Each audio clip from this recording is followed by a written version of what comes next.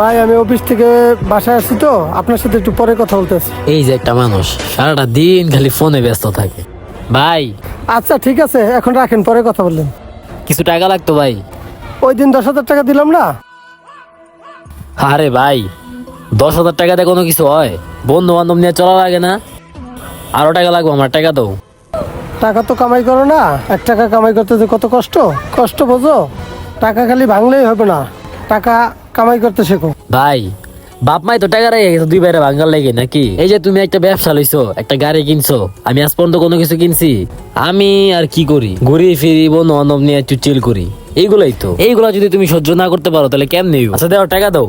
আরে বেটা, আমি গাড়ি কিনছি, বাড়ি করছি, বাপের টাকা ধরে রাখার জন্য করছি, এটা তোরে খরচ করার জন্য না।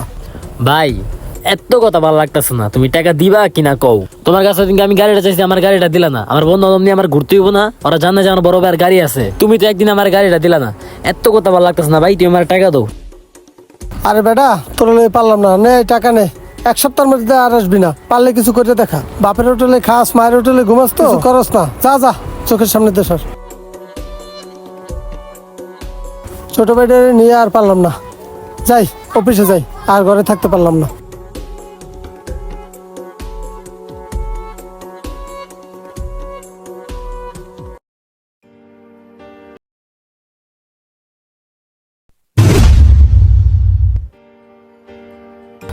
আচ্ছা ঠিক আছে, তুই আইতেলে। আরে এটা সুমন ভাই না? আসসালামু আলাইকুম ভাই। ওয়ালাইকুম আসসালাম। কিরে হৃদয়, কেমন আছোস? এই তো ভাই, আলহামদুলিল্লাহ ভালো। আমার ভাই কই? আপনার ভাই তো ভাই নষ্ট হয়ে গেছে, এলাকার বাজে পোলাপানের সাথে চলে। আমি ওর সাথে ভাই চলি না এখন তেমন একটা। নষ্ট হয়ে গেছে মানে?